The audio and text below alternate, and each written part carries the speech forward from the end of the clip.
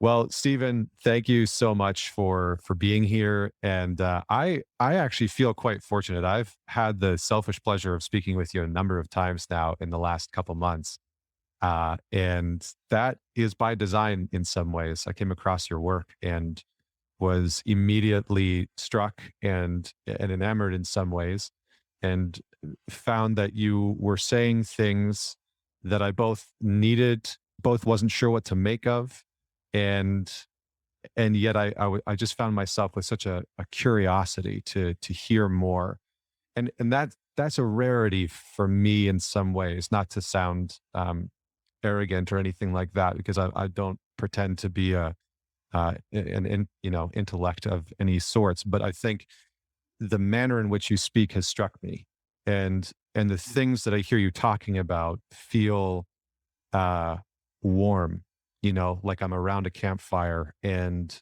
it's something that's been missing in a way. And I've been fortunate enough to have elders show up in my life at crucial moments in my life. And so I owe a debt to elders in some ways.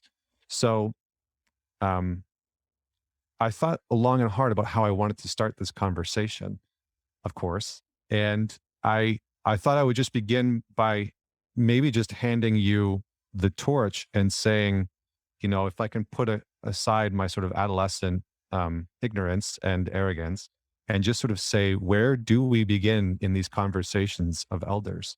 What does it even look like? Do we start by defining it? Do we start by defining what's been missing? Um, so I thought I would just hand that over to you. And then, of course, I do have some more directed questions, but I wanted to just hand that over to you first. Well, I think you begin the way somebody who falls overboard begins. It means you start swimming, but you're not at the shore, right? And so you could swim in a grid pattern, but it would wear you out. Hmm. You could swim in circles pretending this is the new age solution to drowning, only to discover you'll drown. Or you could make for something that looks stable in a shifting circumstance, right? And do everything you can to imitate the water spider on your best moments. A master of surface tension, right? That's my recommendation, generally speaking, is that do you understand you don't begin at any kind of beginning, in any orderly fashion. Why not? Well, because we're not talking about something that prevails. Though I don't pretend to know exactly where we're headed in the next hour and a half, but I know for sure if the word elderhood appears in the job description of the next 90 minutes at all, we don't know what we're talking about. Hmm. It doesn't prevent us from talking, in a sort of intelligent fashion, but the moral intelligence of the endeavor is the acknowledgement that you begin in a deficit position if you're a North American. Yeah. And I mean, other people can include themselves in that deficit if they like, and they're free, but I won't include them. But I'm saying that if we were riffing from our experience with elderhood, everything would be different. Our orientation, probably you wouldn't be having this session, by the way, and probably you might not have a gig, and I'd be right behind you in the unemployment line, possibly. But our endeavor is a consequence of our poverty. So my routine recommendation is you begin with the impoverishment, right? And it takes a number of forms, but I'll give you one example. Years ago, I was asked if I would come and appear at an event they called a prayer festival. So that was really a compelling idea to me, the notion that you could put the word prayer and festival together, and that you wouldn't have rave as a consequence of it. So I said, what have you got in mind besides the obvious? And he said, well, we got people from all the world's religions, which in downtown Toronto is a fairly easy thing to accomplish. And I said, and me? They said, yeah, and you. I said, well, who do I represent in your minds, And they said, they paused and they realized they hadn't thought about this before. And they said, well, everybody else. In other words, I'm representing the Balkan states or some kind of disaffected, disenfranchised, disorganized religion, you could say. So I took that as an encouragement.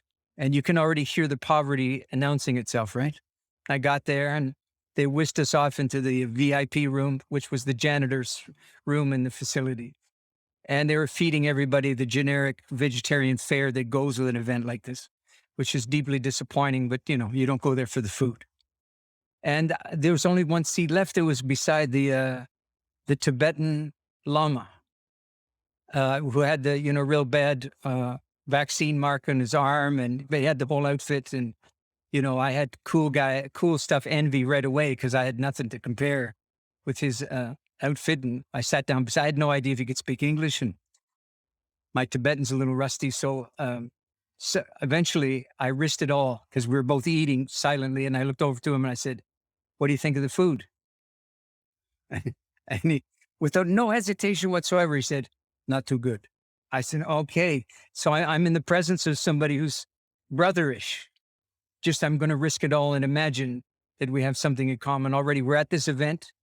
We find ourselves very strangely here, and we're disappointed with the fare. It's a good start. And I said, "Yeah, and I missed the meat. I went all out at this point. I missed the meat." And he said, "I miss it too." He said, "At home, you don't eat meat, you die in the wintertime." Well, that's not untrue of where I live as well. So we're batting 1,000 here. And then it was another maybe one or two lines, and he stopped and he put everything down and he swiveled his chair to look at me very directly. So it was clear it wasn't a casual moment for him. And he said to me, "Why do you teach?"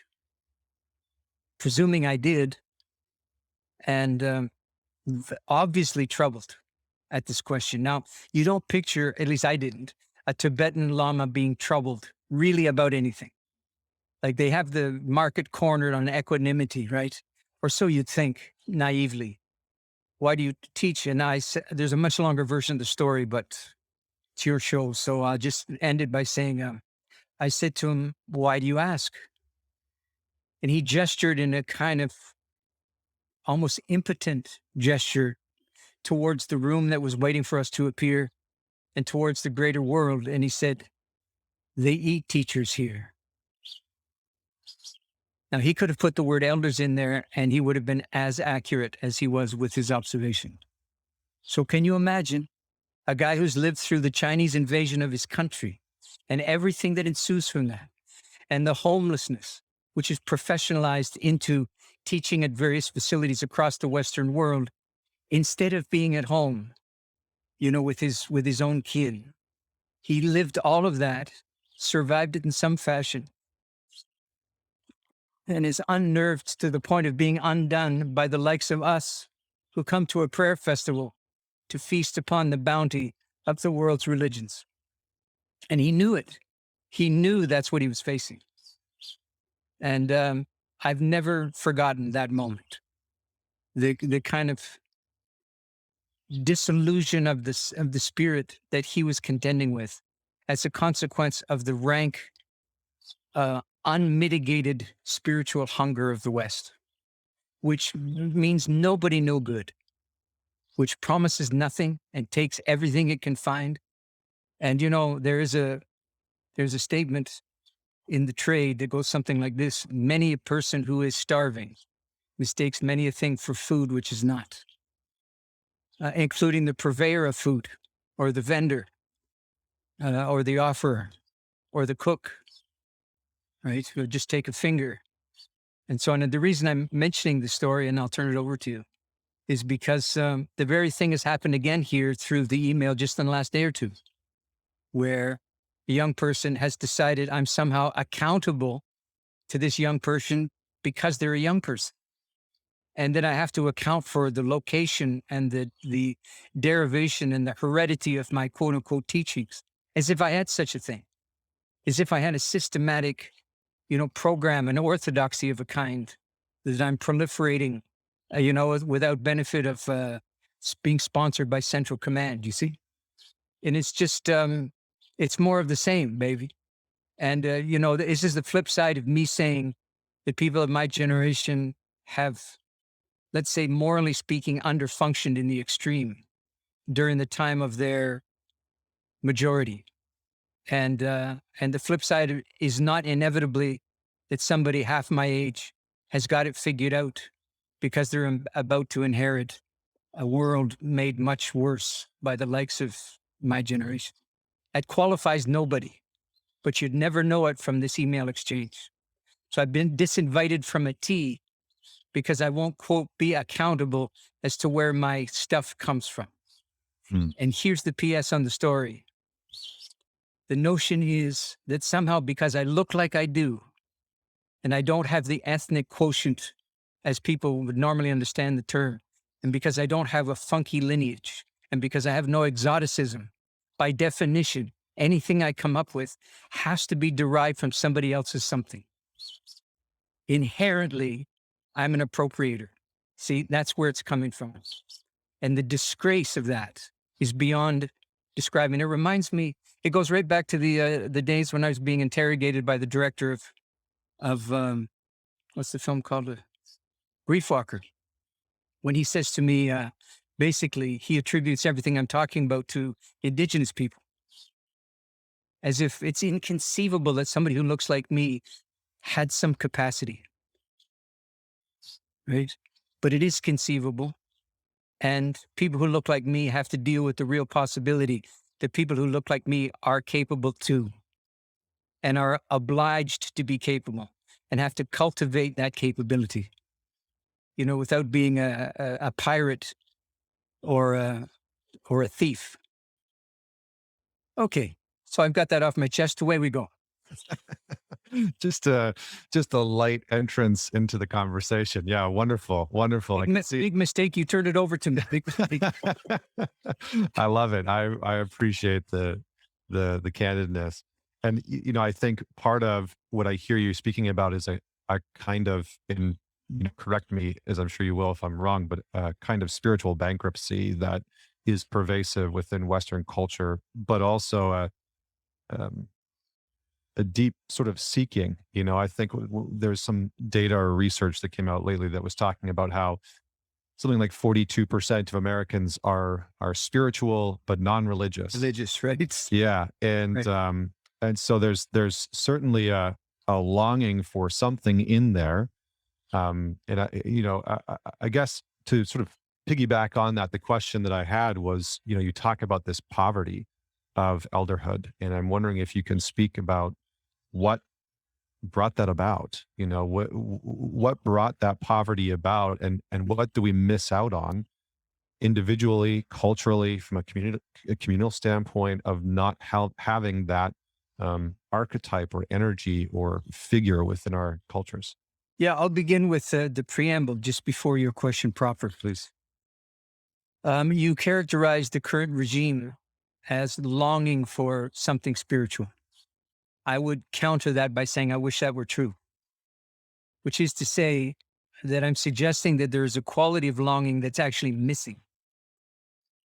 And I would use a different word to describe what you're talking about, which I'm not a stranger to, by the way. I certainly am alert to what you're talking about. But I would call it desire and not longing. And here's why. What is the career path of desire, if you will? What's its MO? How does it work? Well, the reason that desire is so often referred to as a kind of hunger, with all of the metaphors that surround that, including what the Tibetan was talking about, is because desire would appear on the surface to seek after its satisfaction. There's actually a thing we call the object of one's desire, be it a human or, you know, Chinese food or anything in between. I say the PR on desire is very effective. It's trying to satisfy itself so that it doesn't have to desire anymore and it can finish. Hmm. But that's something like imagining that the career path or the career goal of childhood is to stop being a child. And nothing could be further from the truth. Once you are a child, baby, it doesn't get any better than that, because you are, with no moral trouble, the center of the universe. See? And it's quite easy to engineer in North America, being the center of the universe, and it pays. It also costs wretchedly, but it certainly pays. Desire is the same way, because you know what happens. Of course you do. When you rub up against the object of your desire. There's the cessation of desire for a while you revel and marvel in the discovery. And set your timer. Now set your timer and wait. Sooner or later, the object of your desire will disappoint you. You never do the disappointing. You're always disappointed. You know how it works. And before, whether it's a teacher or a romantic, partner or whoever it is, and eventually your desire starts to roll out of the wings and rise up, through your feet or between your legs or wherever it comes from. And before you know it, it's phase 2 or phase 127 of your desire. So you get the point. Desire doesn't really stop. Its cover story is I'm trying to stop, but it never does. The difference between that and longing is this. You can be in the presence of what you long for, and your longing ceases not at all. In fact, doesn't even moderate by any appreciable degree. You can long after the person you're with. You see, because longing is not trying to stop, because longing is a grief-endorsed skill of knowing the inherent limitations of the arrangement. And that you go in, if you will, open-eyed about the frailty and the limits and the endings that ensue to any of our projects. That's what longing is. It's the adult scaled capacity to know the unwelcome things about what you seek after. Okay? So with that as a background to my answer of your question in place now, I would say this. The question basically is, what the fuck happened? Yeah. Isn't it? Basically, yeah. That's it. That's pretty much it. Yeah. What the fuck happened? Yep. Okay. So I'm guessing the following did not happen. That there was a meeting called somewhere, I don't know, 75 years ago, something like this. And a lot of people sat around the room and said, right then, we're here to discuss whether or not we're going to continue to go along with this elder thing. Now, it's had its upside. But honestly, there's a lot of people waiting in the wings for recognition and for their turn, at the glory and everything like this. And could we agree that we're done with the elder experiment and let's lionize and seek after everything it has to give us? Doesn't work out, there's always the kids. Do I think such a thing happened? Nope. In other words, there's been, you could say, eclipse of the elder function, but I don't think that's accurate. I think it's better to say collapse. Some kind of active degradation of the undertaking has taken place with nobody agreeing for it to happen, but nobody particularly getting in the way of this collapse.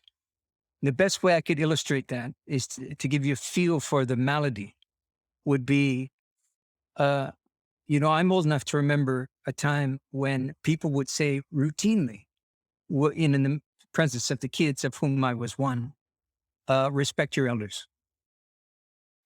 And very often it was said as a corrective. So that tells you there was already something up when respect your elders is a course correction instead of a description. But there was a time when it was a description of the prevailing psychological and civil weather when it came to the relationship between the generations, right? But something's missing in the formulation is the problem. Because I can just imagine people who are listening to me right now rolling their eyes. Here we go with the friggin' inevitable respect thing and blah, blah, blah. Just hold on a second. Because I inhale doesn't mean I'm finished. Okay, there's more to it than that. So it goes like this. There's something missing. The parallel would be, there's something missing from the formulation, money's the root of all evil. And the fact that there's something missing and that it's routinely left out tells you that the money is the root of all evil thing is the more preferred version. Why? Because it's easier to act on. It's easy to demean and diminish and demonize money than it is to be faithful to the actual quote from the Bible, which says, it's the love of money that's the root of all evil, pointing you in the direction of your relationship to it, not the thing itself. By the same token, there's something missing from the formulation. Respect your elders. And I'm going to just propose it it would have gone something like this: respect your elders as they carry themselves respectably. See? But once upon a time, that didn't have to be said because it was part and parcel of being an elder that you did so. Okay. So it no longer describes anything to say respect your elders, and it doesn't happen either. So there's nothing to advocate, there's nothing to return to. That shit is officially gone. Okay. And it's not coming back in any recognizable form because the kind of the underbelly of respect your elders is why the fuck should I? Okay. Who are they to me? What have they done for me lately? Etc. Okay. So that snarling resentment, that's taking care of whatever residual elder function might have, been able to hold on for dear life. I should say, I'm talking about the little corner of the Western world that I know something about. It's really important that I not be understood to be generalizing across any, big population or part of the world or what. But I certainly think what I'm talking about is accurate there. So what happened? Nobody noticed what happened until it had happened, until it was really in the saddle. I mean, there's a lot of sociological observations to make, including the Industrial Revolution, which did nobody no good. Gave Jordan Peterson a lot to talk about, but by and large, we're contending with it to this moment. And, it separated kids from the working life of their parents and introduced a lot of alienation there, generationally speaking. That certainly was part of it. The rupture that was a consequence of the Middle Passage, the transatlantic crossing that basically produced the North America that I'm familiar with, that certainly contributed to it immensely. The insane rate of innovation in technology that your generation is principally responsible for unleashing on the world has gone an enormously long way to discrediting whatever was left of the credibility of older people who can't be expected to keep up with that shit. Can't even figure out an obligation to it. Never mind, trying to take advantage of its upside and ignoring the rest or what have you. And so, I mean, I'm saying more than maybe you counted on or that I had thought of at the time. But surely many things have stopped happening. And the cessation of elderhood is a consequence of those things stopping. I'm curious, and I'm just going to sort of insert this into the equation. But one of the things that I've heard you circle around before is this notion of being a grief phobic culture. And when I look backwards at some of the ripples that the waves that we're sort of riding on culturally now, I can't help but look at and see the impact of us not being able to metabolize trauma, not being able to see the pain that previous generations had to go through or current generations are experiencing. And so I'm hoping that maybe you can just add to that and sort of take your spin on it. How much of a role do you see trauma and not being able to metabolize grief individually and culturally playing in this forgetting of elderhood and the sort of disrespecting of the role and the diminishment of the role entirely? I would just correct slightly the quotation attributed to me. I never used the term grief phobic. The formulation always was death phobic and grief illiterate. Okay. And the reason I'm underscoring that is phobos is the Greek word for fear. So death fearing, certainly that's true. But grief illiterate, because no, I'm not sure that really there's a lot of fear where grief is concerned in the dominant culture. There's more disability where grief is concerned. And the reason I call it illiteracy is because I'm strongly recommending the idea that grief is a learned something, not an instinctual, every time there's a grief soaked moment, you will automatically grieve. Nothing could be further from the truth. So we're really, as a culture, grief disabled, right? And it's not like, you went to school and your teacher made sure there was grief class. Never happened. You know, you were spared from the notion in biology that biology included you. It was a life cycle of a frog and it ends. But the notion that the life ending of a life cycle includes you, you're exempt from in school because you're, quote, too young to understand endings. And on it goes.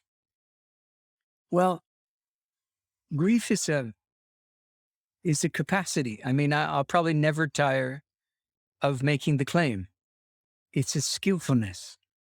But here's the thing, it's not a mastery in the sense that if you get really good at it, you don't have to do it because you got it nailed down. No, if you're really good at it, you're a practitioner of it.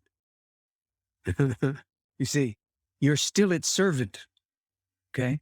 And that's anybody who's ever gone through a formal apprenticeship knows exactly what I just said. Okay. The nature of a formal apprenticeship is this. You may graduate to master status, but you'll never be a master to the master who granted you that passage. You will always be an apprentice to that master. And that's, I think, a proper understanding of our grown-up relationship to our capacity to grieve. You may get very good at it, but it will always call the tune. Why? Because grief derives from the troubles of the times. You see? Now let me come to the trauma thing. It's not surprising to me that trauma sells. I'm saying something a little different than you did about it, right? I understand what you mean about not metabolizing the rest, but I'd really encourage you to consider this. This is a consumer culture, first and last. Every idea is tested that way. I'll snort some of it, see how it goes, right? Oh yeah, I've been snorted a lot. Okay, so it's the same with trauma, and you know what? That shit works. It's astounding how much efficacy there is in the allegation of trauma. Okay, so I'm doing this, which I rarely do, because I'm trying to signal verbally and non-verbally that something's going on when it comes to the trauma industry. Something's going on. And let me go out on a limb and suggest what it might be. Are there things that are inherently traumatizing? Of course there are. Well, what would they be? Well, dying for one. Well, where'd you get the idea it's traumatizing, especially universally so? If somebody's not traumatized by their own death, they must be in denial. I guess that's the formulation that you're offering me. But, you know, there are people in this world, not many of them in my culture, but in the world, for whom death is a given. And if it's a given, it is by definition not traumatizing. I'll say a little more, but I just want to put that out there, okay? Are you saying that anything that's a given, that's part of the, let's say, the moral fabric of the givenness of life is by definition not traumatizing? I am, with this proviso, please consider the location of the trauma. The trauma never occurs in the traumatizing thing, event or non-event, whatever it is. The trauma always occurs in the traumatized person. Translation, trauma is a reaction and not an action. Trauma is a consequence of how you engage the thing. Now, the background of the observation goes like this. North America is first and foremost a competence-addicted place. Okay? I'm not saying we are competent. I'm saying we're addicted to the notion that we're competent. And that as a goal of life is never really challenged, right? So competence addiction has diabolical consequences when you engage in that part of life that you're not in control of. Think about the last 16 months. How much trauma talk was there? And where did it come from? The fact that people weren't in control of their lives. Wait, are you telling me in 2019 everybody was? And in 2020 nobody was? And so the proliferation of trauma ensues? The answer is, that's exactly what I'm saying, minus the allegation that in 2019 everybody was doing okay on the self-control front. Okay, shit was never true, right? The story is bigger than your ability to manage. I can hear that I'm shouting. I do have some, obviously I have feelings about it too, right? Yeah, I'm no, it's fessing up. good. I'm fessing up. But it's very challenging to make this case in an even-handed fashion, because it more than excites me, it dismays me in the extreme that the real career path of trauma is that it has an extreme buy-in in a population that's addicted to self-determination. Trauma is a direct consequence of the attachment to self-determination. So every time something presents itself that's not your call, the floodgates are open for you being traumatized. So in actual fact, the experience of being traumatized is an inadvertent confession. Said, shit's not working out for me right now. Okay, so I have a right to be traumatized. Moral of the story is trauma always proliferates in a culture that has no active cultural practice of submission. And there's no such thing in North America, right? Nobody came to this continent. Nobody's people came to this continent to submit. You understand what I'm saying? They came here for virtually the opposite. What, to be free? No. To oblige somebody to submit to them. That's how a slave dekes his slavery while keeping it intact the whole time, by seeing to it that they get a chance to finally on the gravy end of slavery, right? It's a very challenging thing indeed for a slave in the mind to challenge the fundamentals of slavery and not enslave someone else as the corrective recourse. So as a result of that, and sort of the grim inheritance about institutionalized slavery and all the rest, one of the things you got going is nobody's a fan of submission. And the tragic aspect of that is life basically is an ongoing visitation of the unconquerable, right? So what you're left with is a formulation I'm very pleased I came up with during my days in the death trade. You have this thing you can't do anything about. That's called you're dying. And then you have this remarkable panorama of things you can do about what you can't do anything about. Oh, so that's good, right? No, not if you listen to the formulation carefully. Here's what you can do about what you can't do anything about. Translation? Oh, you can do shit till the cows come home, but it will not change the fundamental arrangement that this thing is beyond your voice to master or control or manipulate or change. And that describes accurately most of real life. By real, I mean authentic, right? The authenticity of life is that it's bigger than your ideas about it. And so learning life and learning how to live is an ongoing act of figuring out the repertoire of submission. Or as Rilke so gorgeously said, human beings are not here to succeed. We are here to be defeated by greater and greater things. One of my favorites. I almost just want to take a moment to let that saturate into my soul and psyche. Um, and to honor what you're saying. I find myself curious with the notion of submission, because it is sort of a countercultural approach to something. And yet having worked with and having had the honor of working with so many men, I have seen that many, and myself included, I'm not exempt from this, but the unwillingness to submit has been at the catalyst of so many of my problems, right? So many issues have been birthed in my life and the life of many people that I've worked with because of a rejection of that. And so I don't necessarily know what question to ask there, but maybe I'll just drop that at your doorstep and hope that you can do something with it. Great. So far what I'm gathering is that the role of the elder is to just pick up the pieces of what us young folks don't know what to do with, and then make hopefully some coherent sense of it. The tricky thing is to make sure when you look outside your door at my age and you see bags out there, you make sure they're not people's stool samples, which they often are.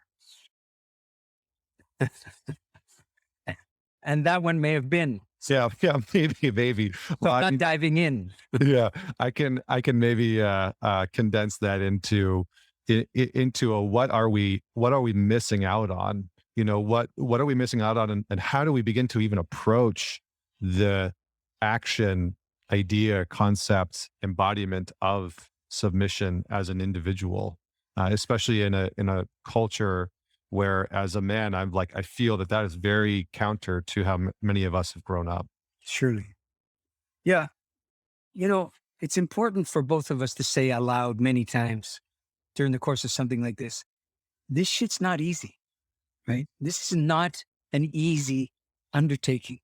We may understand all the words that are being said, but it's a different thing entirely for them to begin to assemble some meaning around them. And meaning is mostly consequence.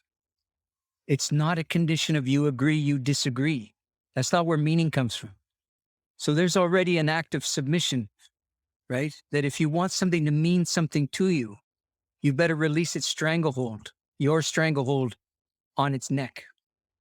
You don't get to decide what things mean. You work tremendously to inherit the meaning lineage that comes with it, right? So hopefully there's just some degree of respect in that orientation, and not a kind of wholesale dismantling or deconstruction and imagining that that's your fundamental right, never mind responsibility as a thinking person. Well, submission is, you're right, it's a counterintuitive thing if your culture is big on winning. If, for example, your culture is big on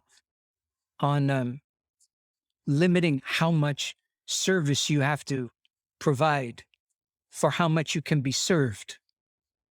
If that's the switch that they've done on you during the course of your childhood, because I mean, most kids are on the receiving end of service, are they not?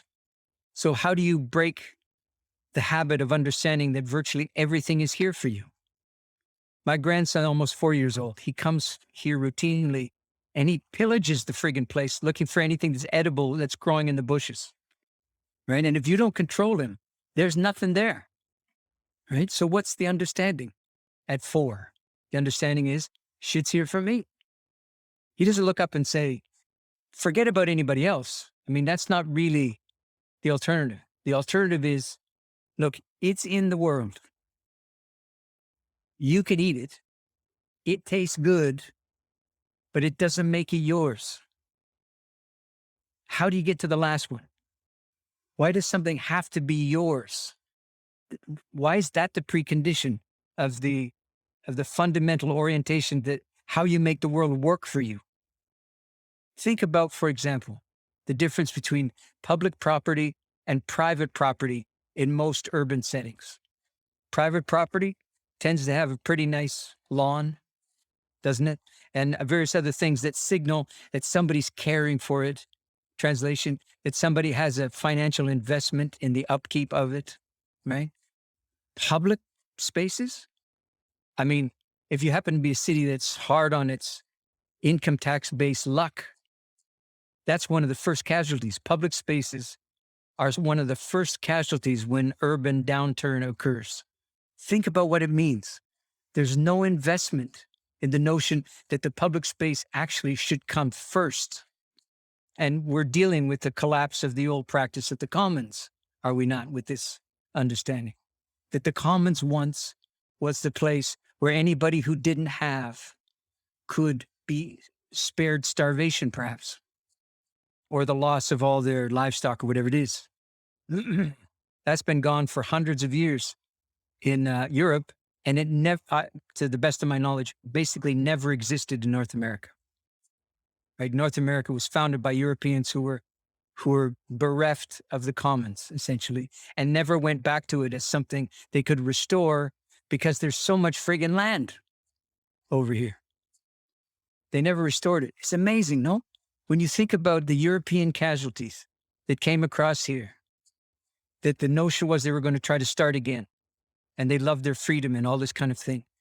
You would expect, if they're contending with the kind of collective devastation that the Industrial Revolution visited upon them, one of the things they might have done is come up with their version of some kind of Truth and Reconciliation Commission, whereby some old understanding of what it meant to be a human being, what it meant to be a citizen, could somehow come up from underneath the urban devastation of the Industrial Revolution and a few other choice things. And it never happened. Okay. And don't wait for it, because it's not coming. Okay. What does it tell you? There was no investment to restore humanity. It was personal opportunity, which is never a restoration of humanity. So maybe all of this is to, come back to your issue about the failure to comply with submission. I mean, why would you, when the founding story that you're nursed with has an awful lot to do with heroism and standing apart and standing alone and prevailing against the odds and being the underdog and, not part of the 99. I mean, let's be frank. That formulation sounds good when you're marching in the street, but when push comes to friggin' pragmatic shove and you're given a choice, it's not easy to choose to melt back into the 99, because there's a certain amount of denigration in the formulation. And even though it seems to be visited upon the 1%, the secret denigration, the 99 reserve, is for themselves. Yeah, again, I find myself at a impasse of wanting to ask how-to questions. Yeah. Yeah, sure. All right. I think, Sure. my mind goes to, in a sort of pragmatic manner, almost like, what do we do with that then? How do we reclaim that meaning, that responsibility, that communal importance? I hear you sort of saying that we have stripped humanity out of the way in which that we build or breed culture. I don't know if that's true or not, but then I also maybe hear you saying that it maybe is too late for us to be able to re-inject humanity back into that culture. Is that roughly accurate? And if so, what are we left with then? Because I think that part of what I see people grasping at is a sense of this existential crisis, not just of meaning, but of humanity. And I think for a lot of people, it is hard to fully take in. I think I said to you on one of our recent conversations, I find that many intellectuals, many people that I respect and admire are sort of saying like, shit's really bad, worse than people think. And trying to get people to understand how bad it actually is a monumental task unto itself, to just sort of wake people up to that. And uh, so if we are going to potentially, possibly, re-inject humanity into culture, into community, into all those different parts, like, where from your perspective do we begin? Is it with us? Is it with community? Like, I would just love to hear some words on that. Okay. With all due respect to the dilemma and to your formulation of it, it's the wrong question to ask. Not just that it's poorly timed, but its entire ontology is in fundamental error. Here's why I say that. The question comes from the dilemma, does it not? You think it's kind of an obvious observation to make. Wait, every question is a formulation of a position with a funny mark at the end of it. Okay, that's what most questions are. They're an articulation of a certain position that's been taken, and then a sort of truth or dare thing could come in at the back end, right?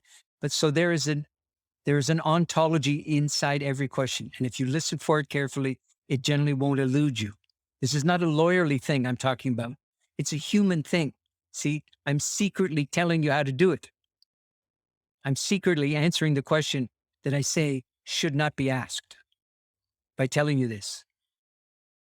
Now I'm going to continue doing it. Okay, I stopped for a second there. Now I'll say some more. Every solution that a death-phobic culture generates to its death phobia keeps the death phobia intact. That's its survival strategy. Could you say that again? Sure. The dominant culture is death phobic. Okay. But it qualifies things like euthanasia. My country has legalized euthanasia completely. Right. So this must be an alternative to the death phobia. Why would you think that? Because the culture remains death phobic after the advent of euthanasia. Why? Because euthanasia is consistent with death phobia. It doesn't challenge it. It doesn't undo it. It's not even an alternative to it. Okay, it's the little man behind the curtain. Okay, now you get to choose when you die and how. Why would you want to choose? Oh, because I want to be in control. Or what? What would be the worst outcome if you weren't in control? Somebody else would control me. Who do you think's interested in controlling your death? Like, who's so invested in the gnarly shit of your death? Who's more invested than you in it? Well, they're in the insurance companies. And okay, well, that's the problem in the States. It's not a problem in this country. And yet we have the same crazy understanding that it's my death. My death is a death phobic formulation. Okay. It sounds like it comes from my life. It doesn't. It's not my life either, by the way. It's a loaner, right? It's entrusted to me. And guess what? When the time comes, I'm supposed to give it back. Hopefully in better condition than I received it, right? Just like the world, right? I'm not making any of this stuff up. Okay, so the death phobia survives every death phobic culture's attempt to undo it or reclaim some sanity or what. Number one. So just take the same understanding, take out death phobia, and put in reinserting humanity. I think that's a term you used or something close to that. Okay, so there's the second dilemma with your formulation. I would submit to you, I'm going out on a limb again, to make a generalization about this little corner of the world and say, nobody listening to us has had the experience of humanity in culture. It's not like it disappeared an hour and a half ago, or a year and a half ago, or a lifetime and a half ago. Here's what I'm telling you. The thing you're asking me about, nobody who's alive has seen. Maybe we've heard about it in more exotic places, right? So the idea is if they got it, we can get it. Oh, so sort of like peyote. Yeah, sort of like peyote, it's sort of like ayahuasca. It's here, so everybody's in, right? We're not excluded because it doesn't grow here, are we? Well, does indigenous mean anything to you at all? Because if it does, it grew in certain places and not almost any other place. What does it tell you? It belongs there, right? Do you belong there? Well, I'm part of the human family. No. Answer the question. Do you belong in the same place the ayahuasca does? Never mind will they sell it to you. Never mind will they, institute a friggin' shaman industry to serve your demand to be rescued from yourself and your cultural malaise. Never mind all that. But does it belong to you? Fundamentally, in a consumer culture, the not very secret answer is yes. So how about this then? Obviously, I got convictions about this stuff, don't I? So how about this one? Where does your humanity come from? And is it yours? Is it permanent? Like once you become human, that's it? You can't possibly lose it or misplace it or abuse it to the point where it's just taken from you, right? Or what? Well, here's the thing. We have the word human, okay? Not a lot of agreement about what it means once you start really poking at it with a stick. But if you don't poke at it with a stick, in the Western humanist tradition, it's the default admission that we all make. Well, everybody's human. Well, he's only human. Well, it's human to err. And nobody says, is that person human? I mean, the next step is the death camp, I suppose. As soon as you start wondering about who's human and who isn't, you're basically in that kind of zone, right? So nobody's going anywhere near it in the post-Gestapo era. Well, we understand there's a lot of phobia. Why? Because the Western understanding of humanity is so frail, so unexamined, so unachieved, such a flabby democratic understanding that it can't bear any real scrutiny. That's the dilemma. That's why we don't go near it. We just do this. You know, every time the question comes up, we just push it back and say, everybody's human forever. Well, if that's true, somebody please explain to me why we have a word that's human with an E on the end. Because I'm going to suggest something to you that sounds like it's etymology about a language, and it is, but a language comes from somewhere. We have the word humane and we have the word human, and they're not synonyms.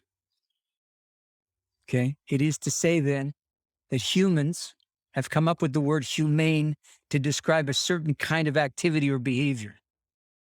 And there's a closet admission, is there not? And what's the admission? That humans are capable of inhumane behavior. And if that's true, in those moments, how human are they? Is their capacity to be human so deeply compromised by their inhumane actions that it's very challenging to continue to understand them as human beings? Wow. Has something to deal with, no? Especially in an age where inhumane stuff is available in every news feed, routinely almost. That's an obscenity unto itself. Finally, I was driving down the road and I'm listening to an interview. I may have told the story. I can't remember. And the interview, it's an author of a book who's had a big bestseller. Now he's got a follow-up. And the book is about the near future. And the very beginning of the interview goes like this. Well, what do you see coming in the near future? The interviewer says. And the author says, well, I don't know if you've heard this. They're working on a serum, and probably too late for you and me, but not for the generation to come. It's probably going to be available. And if you take the serum, you won't have to die. Now listen to the formulation. That's what it's saying about attend to the prejudices that are built into the formulation. You won't have to die. Translation, what a shitty arrangement we have at the moment, that you are obliged to submit to the termination of your existence. What a shitty thing. It's just not fair. It's not right. It's not just. It's not kind. It's not happy. It's not affirming. The whole thing sucks. If you can fix it, you should. Nobody wonders about that that formulation. There it is. So the interviewer says, so you won't be able to die. So then what do you think that will mean for how we're living? Author says, well, we're going to have to come up with a new word to describe those people who aren't going to die. What word would you give to describe them? Author says, I think we'd have to call them divine. Whoa. So let it sit for a second. What does he say? The inability, my language now, the inability to die is one of the things that would make you divine. So what is it that makes you human? The ability to die with all of the preliminaries, frailty, uncertainty, undoings of all kinds, weaknesses, etc. And those things attend to you your entire life. The ending only comes at the end, but all the practice rounds are there. See? And you practice with your death by learning submission. To throw submission on the junk pile of history and claim it's beneath you is to basically doom you to a kind of demise that is so meager and miserly and ungiving, so distressed and distraught, that it probably qualifies for the word trauma. And the whole thing was self-engineered, self-imposed. Well, I am. Cheers. Yeah, thank you. Yeah, yeah.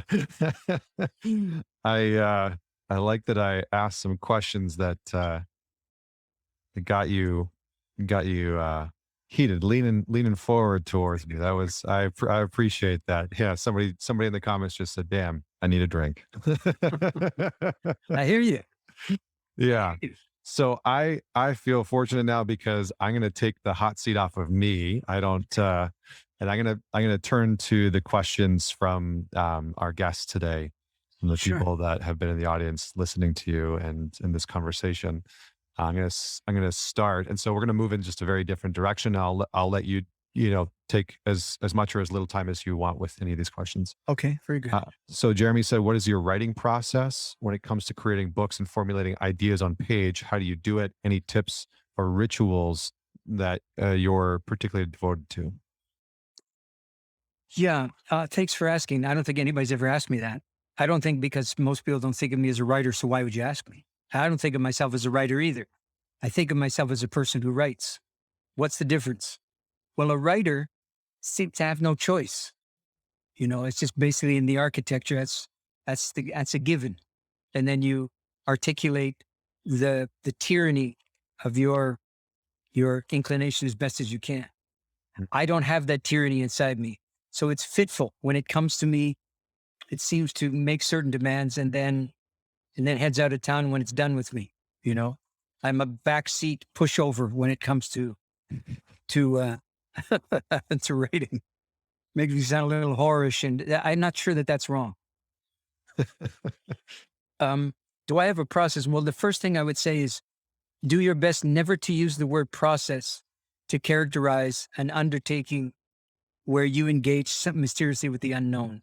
And here's why. The word process, you can't help it.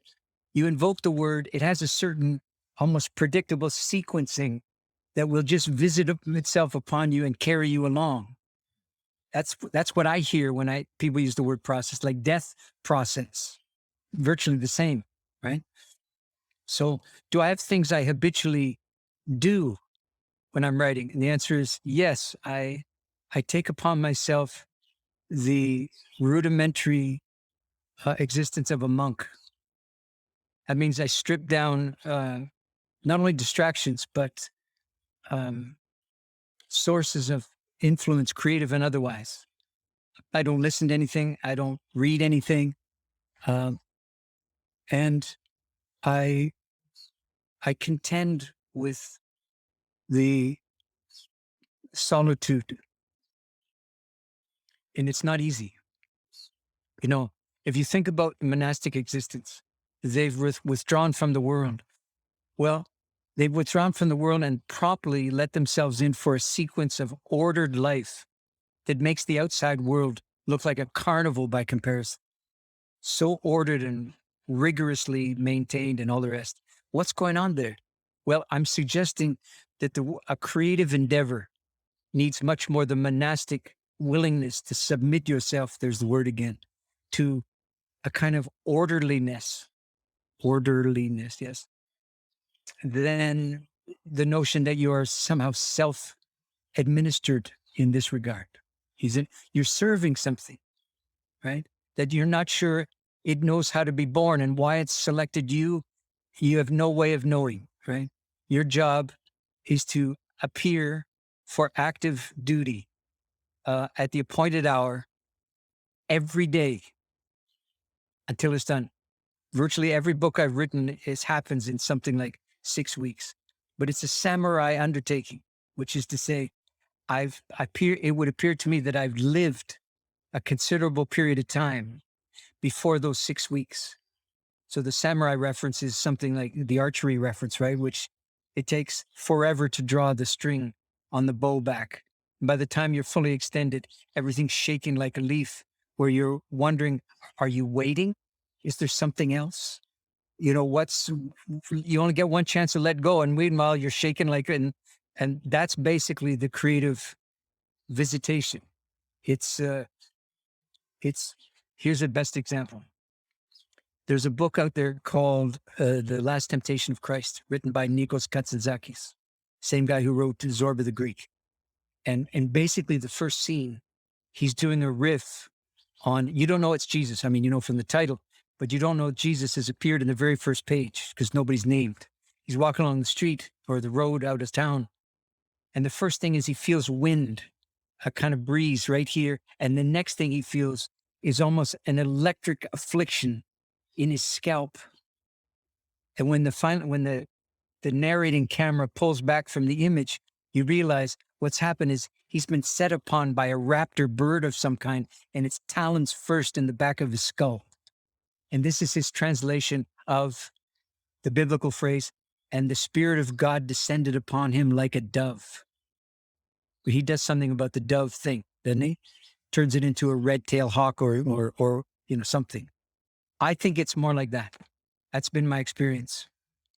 And all you can do is submit yourself to the rigors of a disciplined inquiry. You can't live an undisciplined existence and imagine that you can still produce a disciplined piece of work, in my humble estimation. You submit yourself to what you're proposing to visit upon an unsuspecting public by publishing it. Appreciate that one. Okay. Next question is, do endings ever get easier? I hope not, man. Because think about what happens every time something gets easier. You might take 5 minutes of thankful respite, and you're on to the next piece of stupidity or larceny, like that. Right? Every time something gets easier, its real psychic or spiritual value to you diminishes. So there is something about being contended with and tested in some, test is not the right word. There's something about something being bigger than you that never submits to you, that never submits to your, come on, haven't I been a good guy? All that stuff. Haven't I put my time in? Like, I've already had the hard shit. Like, when does it turn the corner? Just as the question says, the answer is, wait, you're talking about that like it's in the future. It has turned a corner. You missed it completely. How did I miss it? You think this is as bad as shit gets? This isn't not as bad as shit gets. Come on now. You know full well this is not the optimum of mayhem here. Or you know that it's your neighbor's turn to go off the cliff edge, but not yours, not today. So there's some gratitude, and not just for the grace of God there, but for the grace of God go I. But to understand that in a sane culture, it doesn't mean there's no craziness. It means that the craziness doesn't visit itself upon every citizen in equal measure at the same moment. It's some people's turn and not others. And that's the translation of village-minded mercy. And that's what could have happened with this pandemic. I mean, I'm tempted to say, don't get me started on the pandemic thing, but let's just say that the pandemic, among a host of other things, represented to a culture that has no culture, no village-mindedness, the distinct opportunity to re-examine your assumption that you should be free to self-determine, because you are facing the fact that your exercise in self-determination literally endangers other people. Literally, the health of other people is in your hands. That amounts to a God function. And are you really going to claim that you didn't ask for it, so it's not really there? That you didn't bargain for it, so you have no responsibility to it? That your devotion to your self-determination trumps and triumphs over any other possibility? And alas, over the last 14 months, that's what I've seen happen. So this was one of those close calls we'll look back on. Well, I won't, because I won't be here. But people are going to look back on these days and say, the fuck were those people thinking? You know, there were so many chances to get it right. Most of them were involuntary. They were just there for the taking. And for the, all the signs are that they weren't taken. And now we're flooding back to the restaurants. Yeah. Anyway, don't I- don't wait for it to get better. It's not supposed to be better. hmm. Okay, PS on the answer would be this. So I worked in the death street a long time, right? And so people were dying every day, all day long, died in front of me, were dying while I was talking to them, etc. I emphasize that to say that's serious stuff. You best not be frigging around with your ideas in a circumstance like that. You got to earn the right to be there. One of the things I never did was ask people how they were doing, not till well into the proceedings. Why not? Because they had stock answers, and the stock answers were all lies. That's what a stock answer is for, is to make sure you don't have to think about it, right? But how are you? The answer should be, I'm dying. How are you? Just for starters, you know. So one of the things I would do instead is establish something like what we've been doing, a kind of tonality to the room. Tune the room as if it were an instrument. Tune the circumstance and the expectation and the sense of time passing, and tune it, right? Play it and tune it, which I was pretty good at by the time I was done there. And then ask them how they're doing. And more often than not, they would say, pretty good considering. And I'd look at them and they'd look at me. Their eyes will widen. They say, how'd you make me do that? How'd I make you do what? You make me say that I'm okay when I'm clearly not okay. So wait a second. I didn't make you do anything. Okay. You said that. It's an innocent enough question. But let's observe the most important thing here, which is what? That you just said that you can be dying and be okay at the same time. You have an obligation to do both of those things when they come to call at the same time. You have no obligation to choose between them. Why am I saying that in response to the question that had been asked? Because we have no obligation to wait for a time of no endings in order to get good at endings. That's not how it works. You don't get good at endings by being spared them, even to the point where your effort to try to learn endings itself ends from time to time. If you pay attention, you're always in school. You always get a chance to get a PhD in the way it is, but you got to pay attention. And as soon as things stop getting hard, your attention span starts to atrophy. The sad truth is, when shit gets hard, your attention span starts to atrophy too. So there's work to be done to understand that things getting hard and endings coming at you is not you being punished. It's you being treated like a grown-up. And if you're not used to that, then get used to it.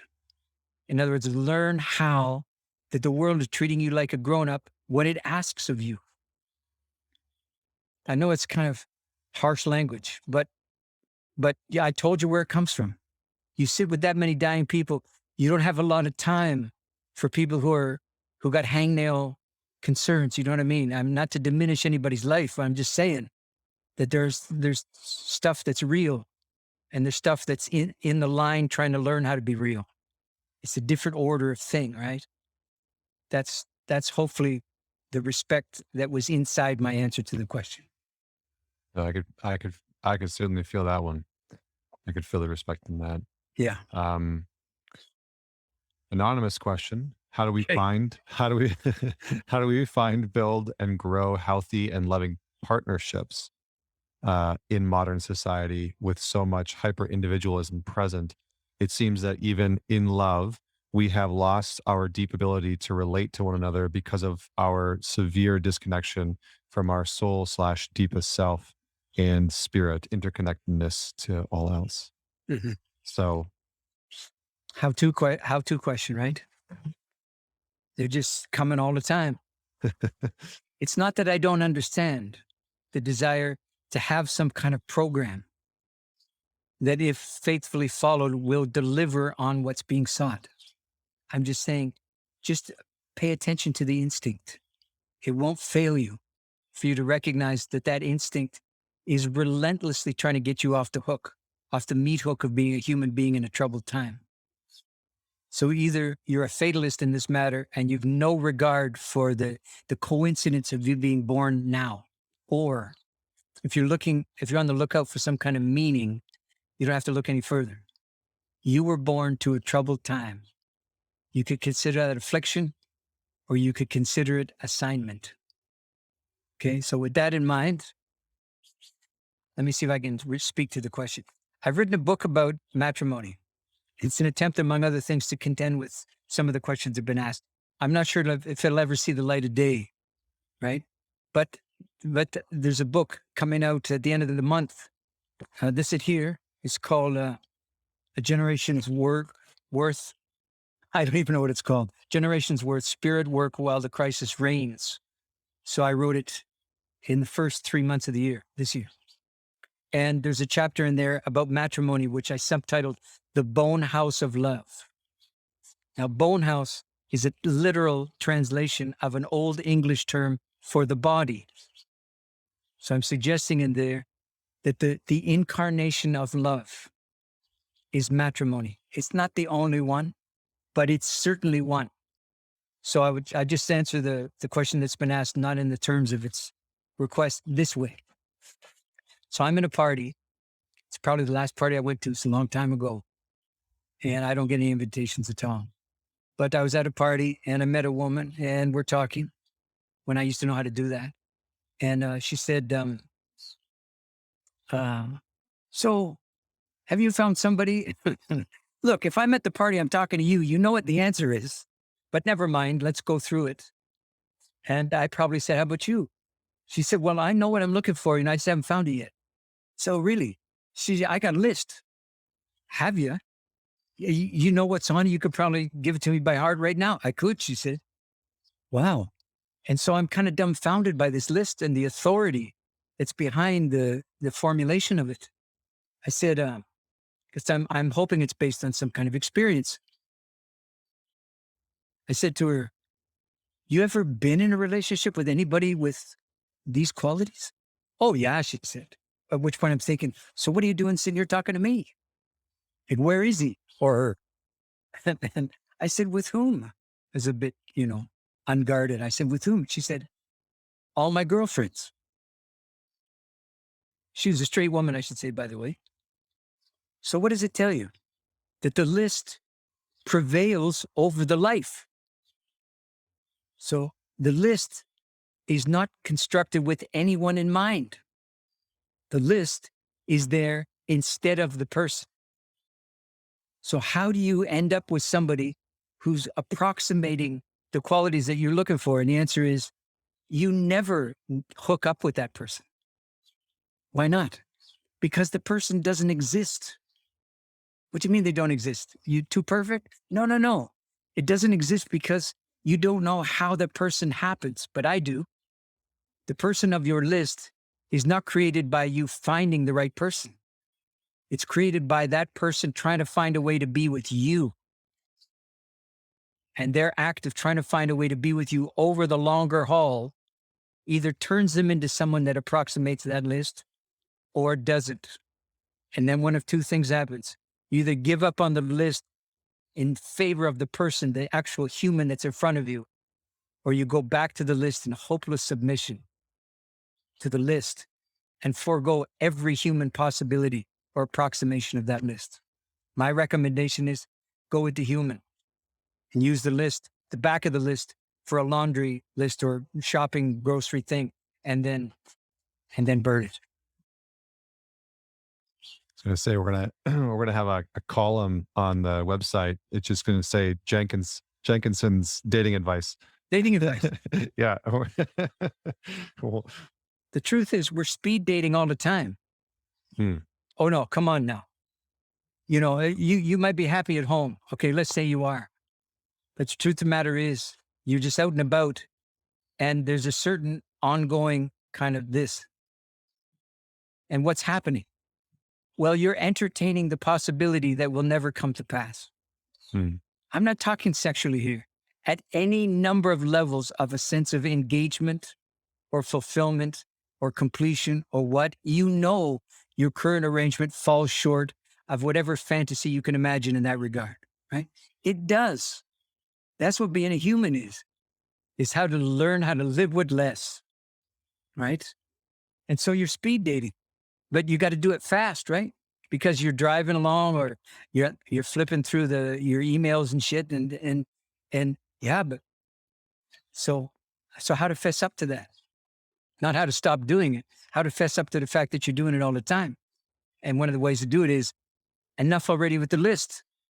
Because the person you're moderately happy with right now didn't invent that list for you and has no obligation to resemble it.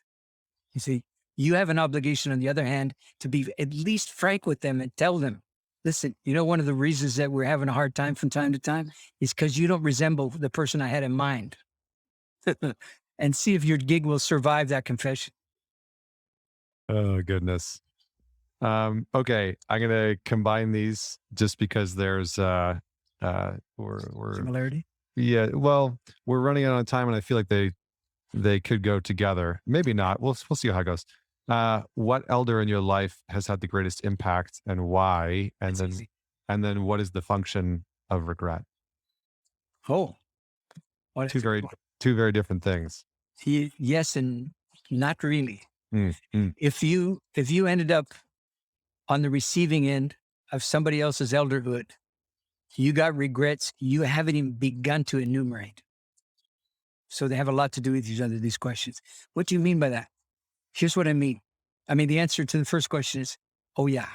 Oh, sure, I do. And a lot of this is, nobody's business but mine. But what I've been able to articulate and manage to achieve and may have qualified me for this call we're on ensues in that engagement. About himself, he said, I do not look like much, which was not true because the ladies knew otherwise. But he would say, I don't look like much, but I am hard to kill. That's cool, man.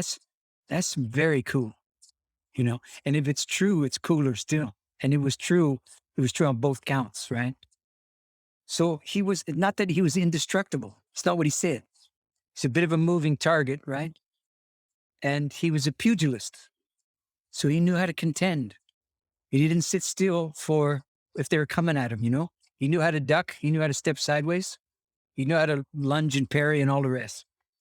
But the thing about him was he was so relentlessly human all the friggin' time that he literally sucked the oxygen out of an inauthentic room. Okay? Now, if you're his apprentice, as I was, you are the inauthentic room, right? Because on your best days, you are a pretender. Let's be frank. On your best days, you can't even carry this guy's gym bag in terms of life skill and capacity. And if you can't learn to live those inadequacies, you have no business in that apprenticeship. There. You're not there to be less and less inadequate. You're there to have your inadequacies visit themselves upon you. And this is the form they took. This guy was so good at being human that I had no response option available to me other than a kind of envy-fueled hatred and resentment. And I'm not proud to say it because I didn't recognize it at the time.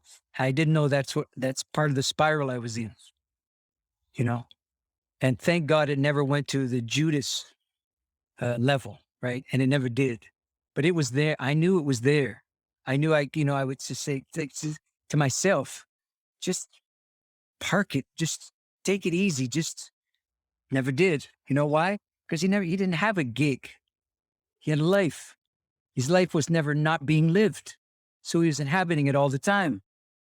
So he stole from me my ability to proceed in my subsequent life as if I'd never seen the real thing. He stole that shit from me. Okay. And by virtue of that, held me to a standard that I never sought.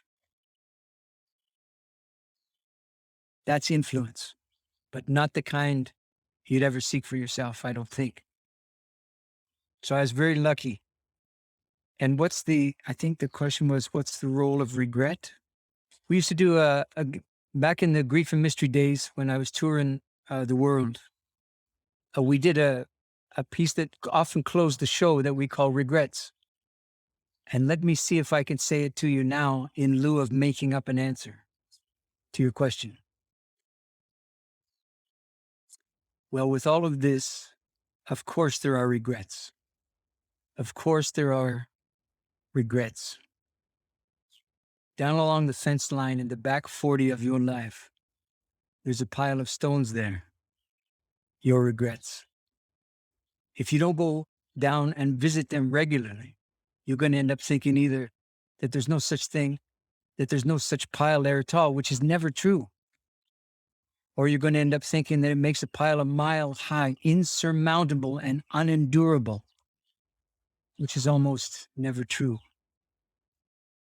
So when the ending of days comes into view, that's a good time to go down and visit that little altar.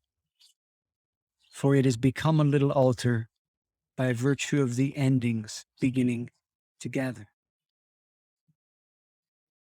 My suggestion to you is don't add another stone to the pile by how you are with the ending of days or any ending. Instead, consider this. Pick up one stone from your pile of regrets and simply look at it. You're back. And simply look at it and regard it. And remember, it's not all bad. Put that stone down, having remembered it faithfully, and pick up another. And remember as you go. And you will not see yourself as climbing that hill of your regrets, but that is exactly what you're doing by remembering them. When you get to the top, and you will, look around, and what you will see is that is the vast expanse and pasture of your days finally come clear and available and lucid making to you.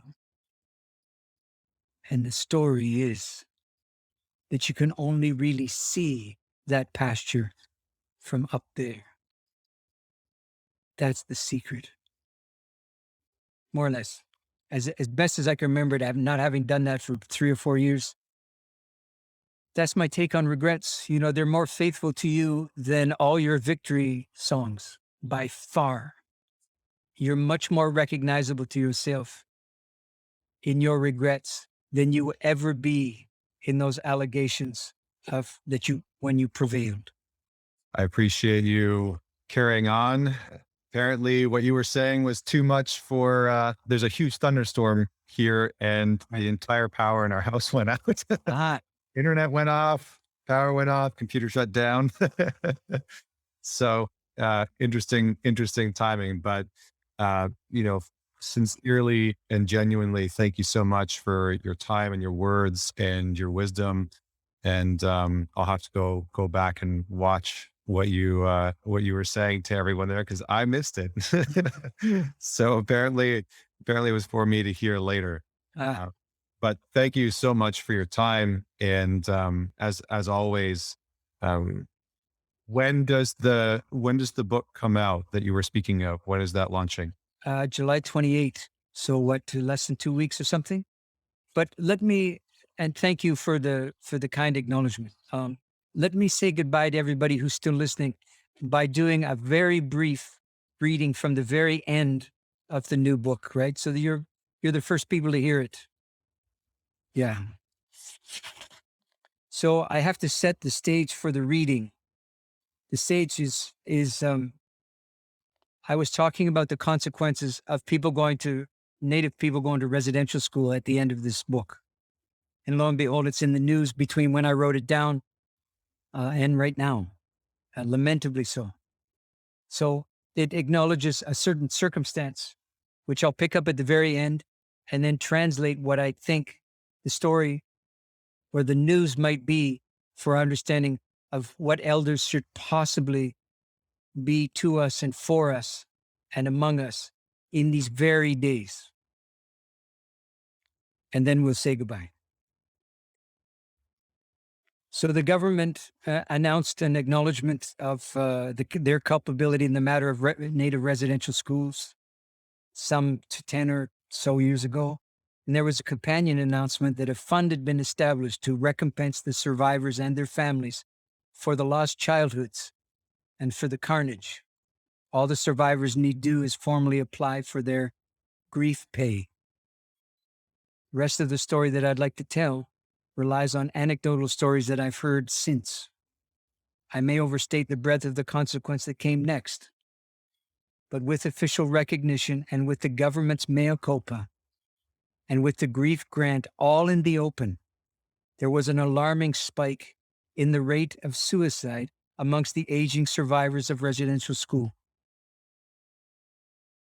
Now, what they endured in the schools, only they know. They and those of their tormentors who are still left.